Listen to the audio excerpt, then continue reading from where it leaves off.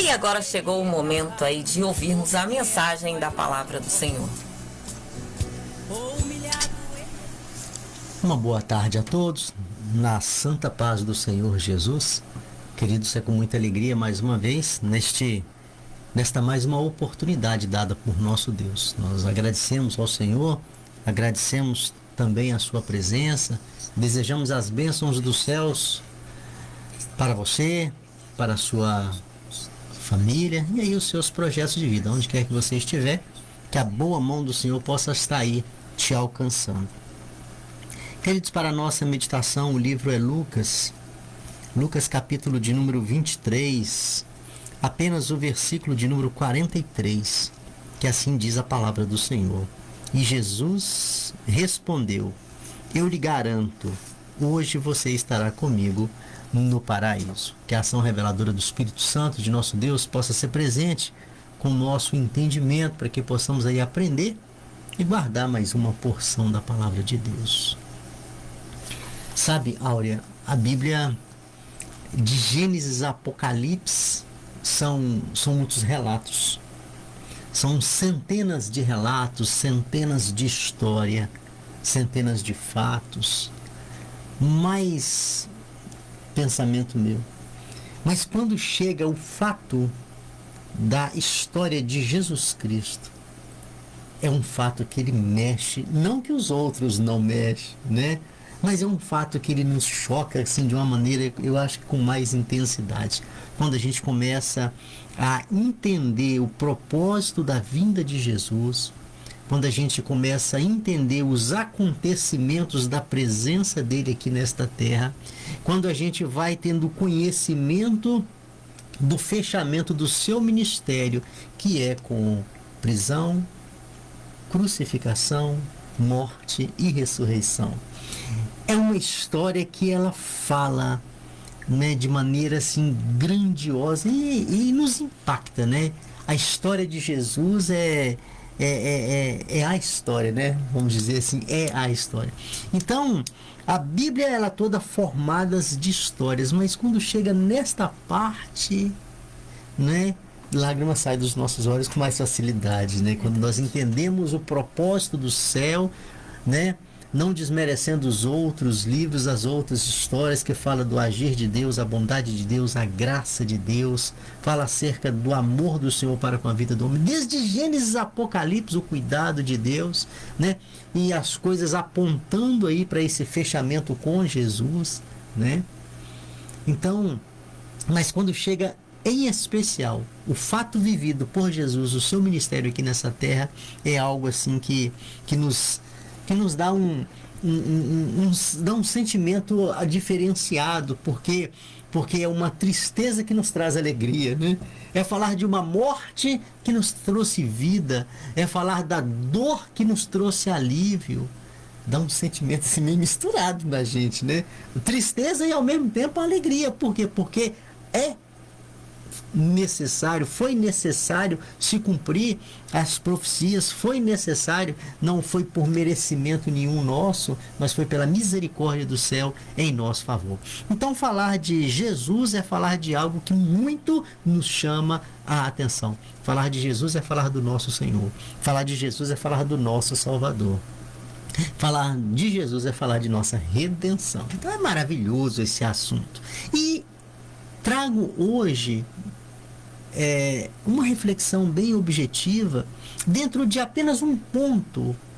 Quero pontuar, né, simplesmente algo que aconteceu no fechamento do ministério de Cristo aqui na cruz do Calvário, neste processo que diz a respeito da sua prisão, crucificação, morte e ressurreição. Eu gostaria de pontuar algo na crucificação. Apenas um detalhezinho só para a gente refletir.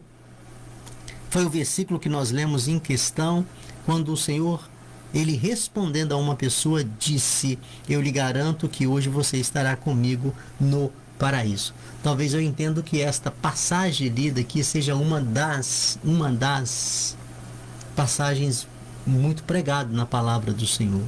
Falar aqui este versículo é falar daquele fato que aconteceu. Por quê? Porque quando Cristo ele foi crucificado, né, no mesmo dia e no mesmo momento, a Bíblia vai narrar nos evangelhos que duas outras pessoas também foram condenados pela justiça por crimes.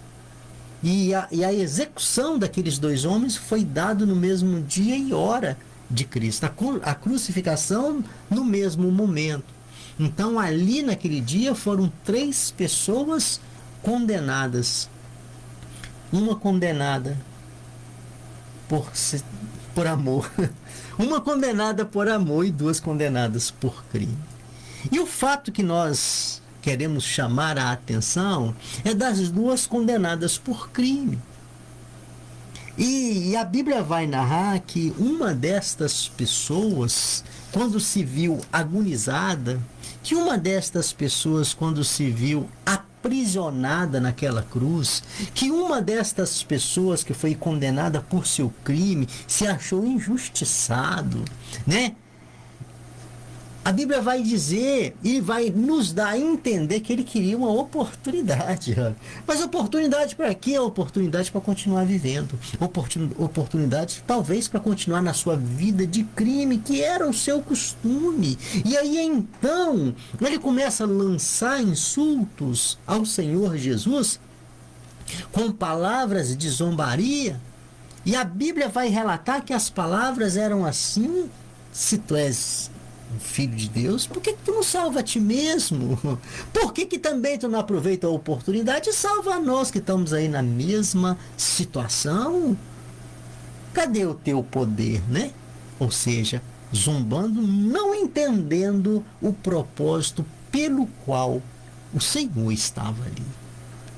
Não entendendo que aquela condenação não era por um crime qualquer, mas sim pelo maior ato de amor e demonstração de amor para quem não merecia, que é eu e você. Não tínhamos merecimentos. Ninguém tinha o merecimento do Filho de Deus passar por aquilo. Então aquele homem, ele começa a zombar do Senhor, a escarnecer do Senhor. Por quê?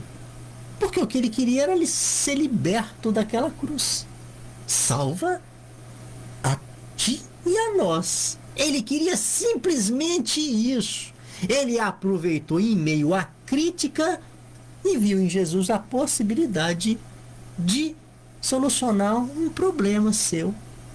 Ou seja, ele se achou no direito de continuar vivendo e pediu: se tu és mesmo, então salva a ti e a nós. Mas nada ele viu em Jesus além de alguém que, mesmo descrendo, porque ele não creu, mesmo descrendo, ele lança esse pedido vazio. Pois bem, mas do outro lado tinha alguém que já tinha uma visão diferente acerca daquele que estava no meio, acerca daquele que estava na cruz do meio. O outro do outro lado, quando ouve aquelas palavras de deboche, de insulto, ele então toma as dores ali e repreende aquela pessoa.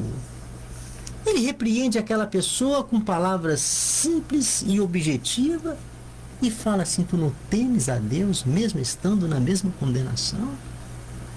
Você está aí pelos seus feitos, nós estamos pelos nossos feitos, pela punição que as nossas atitudes merecia, mas este não, este é justo.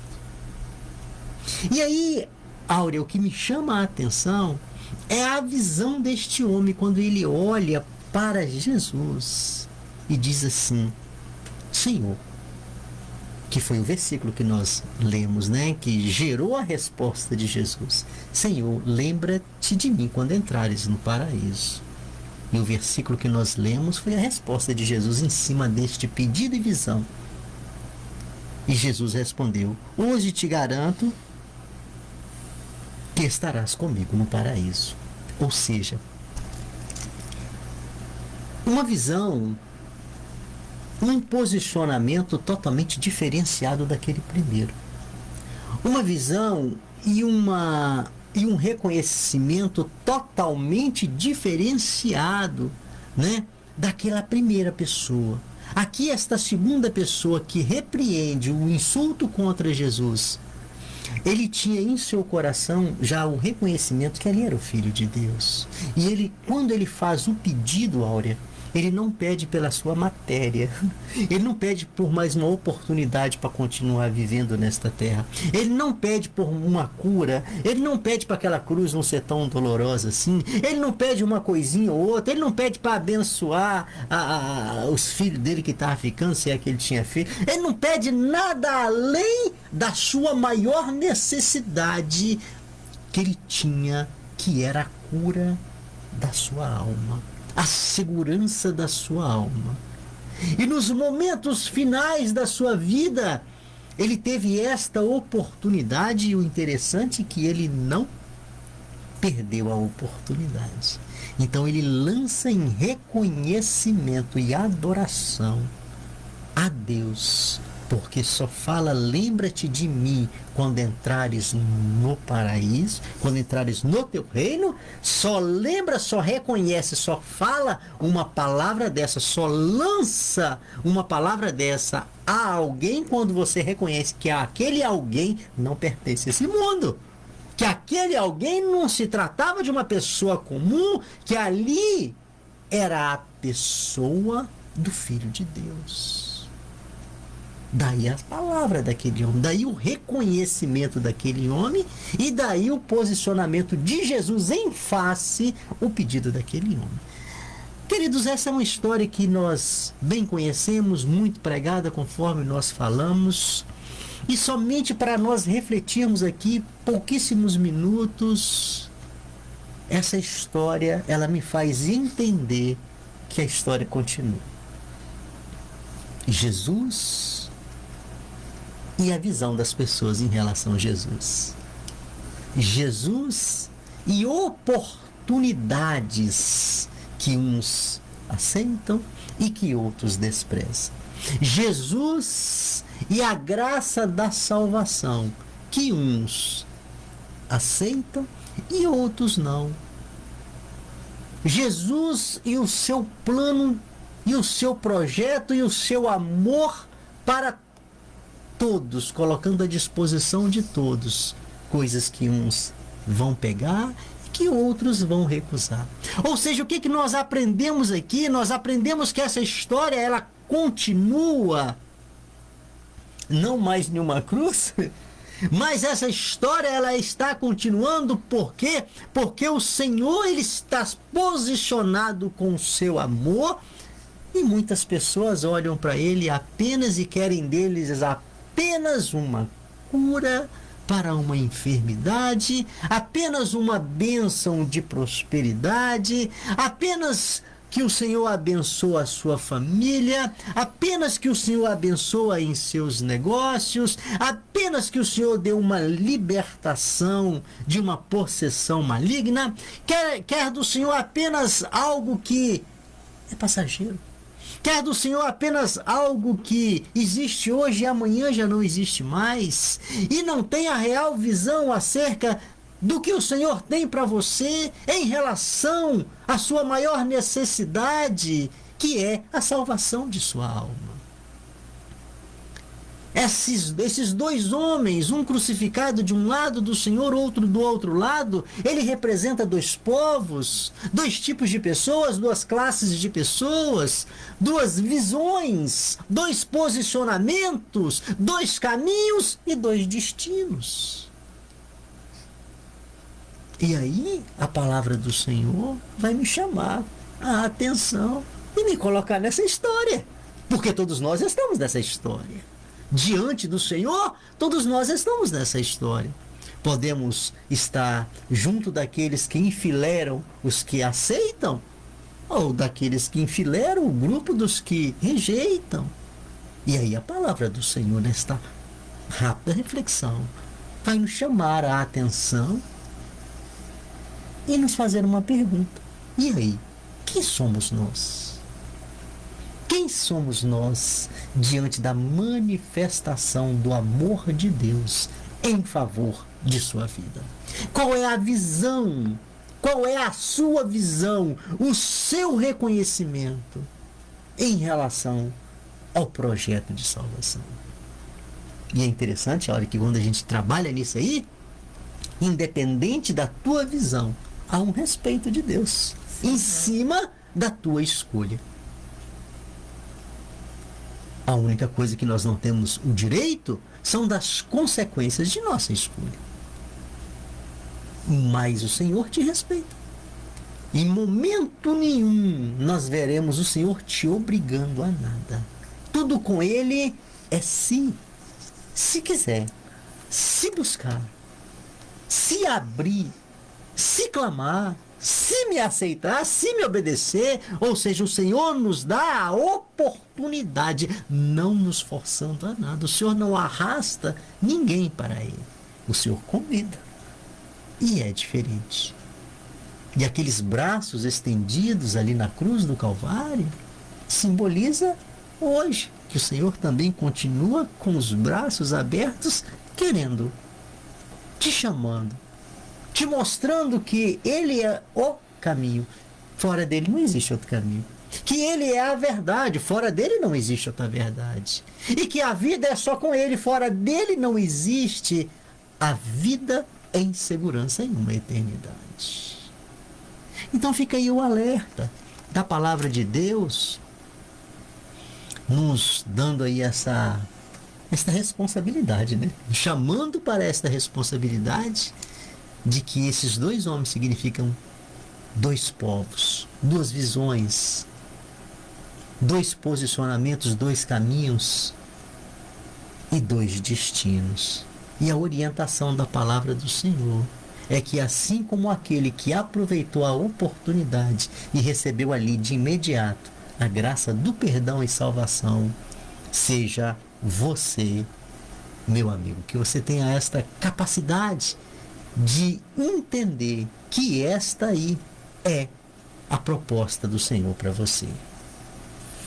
A palavra do Senhor, ela mostra para nós que essas duas vidas estavam aí com a mesma condenação e necessidade, né? E necessidade.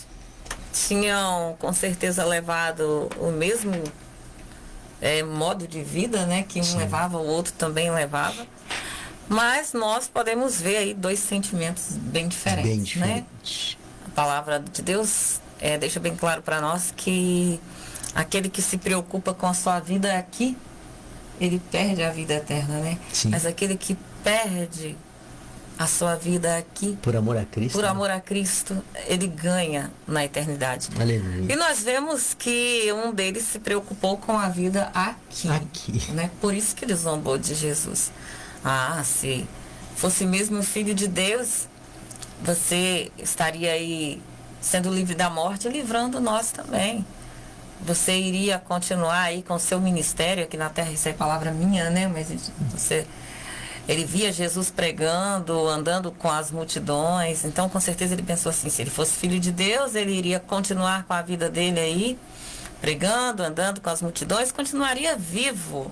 Só que o ministério de Jesus aqui na terra era promessa de Deus, mas a promessa de Deus também estava, né, escrita sobre ele morrer na cruz do Calvário, ressuscitar ao terceiro dia, subir para o céu, arrebatar a sua igreja, e tudo isso estava, né, a caminho, enquanto aquele outro se preocupou com a vida eterna, né?